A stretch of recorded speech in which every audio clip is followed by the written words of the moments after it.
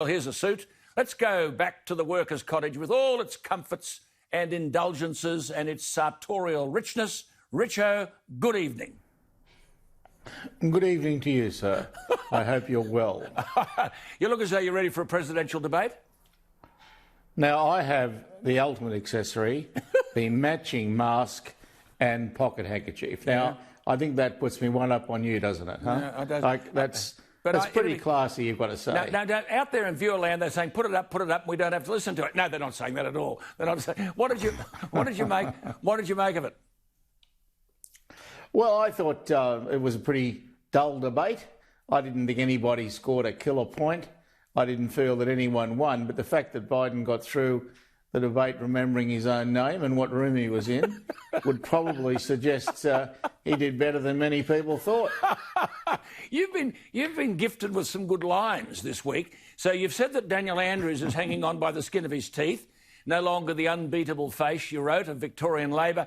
And then this rather nice phrase, the opposition leader couldn't land a blow on Andrews if the Premier was tied to a tree. Though I must say your copy did say tired, T-I-R-E-D. So perhaps he was both, was he? Perhaps he was both. so how's it gone? Well, I think that, honestly, if that bloke, I think his name's O'Brien, isn't it? I'm not even sure of his bloody name. But that bloke is hopeless. And it just, it really should be the case that Andrews should be in all sorts of trouble.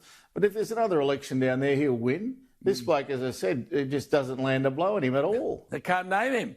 He's in the McCormack League. You've said, good article, by the way, you said when your opposition is hopeless, this is a serious comment, your mistakes go largely ignored and unpunished. This is from a very experienced political organiser. It's true, isn't it? It is. And I think one of the sadnesses of that is that sometimes you need to be punished, you need to be woken up because you've made a big mistake. But the way it is at the moment, in Victoria, Andrews can do anything, basically, because O'Brien just can't really draw blood from him. It hasn't once wounded him. And you think of what Andrews has been through, mate. You're wounded. God, I'd have him dead and on the slab and in all sorts of strife. He'd be in the morgue by now. Yeah, I know. But no, not with this bloke. I think there's a bit of trouble around the corner, Graham, because this WorkSafe mob most probably are going to have to yield to issuing certain prosecutions here. And I noticed those lawyers today are saying there's a raft of cabinet ministers, even the Trades Hall Council and members of the public service. So there may be very difficult, significant times around the corner, I think. Victoria's got its share of dramas because I still follow that Lawyer X stuff, which I find utterly fascinating. I mean, she didn't know who she was jumping into the cot with. It was just extraordinary performance. Yeah. Do you think these people are vulnerable in the light of... I mean, one of the reasons they've all said, I don't know, I can't remember, is because there is industrial manslaughter legislation now that Andrews introduced. He modified the Bracks legislation. And if then it can be proven that an employer is responsible for deaths in the workplace as a result of negligence, then prosecutions may follow.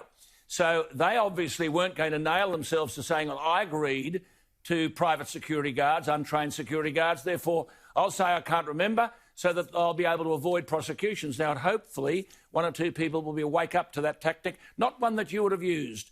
So you go back to your little comforts of the workers' cottage. When you say not one that I would have used, Neville Wran always said it. He said, never forget, mate, the best line when you're in court is, I don't recall, Your Honour. He said that's always the best line.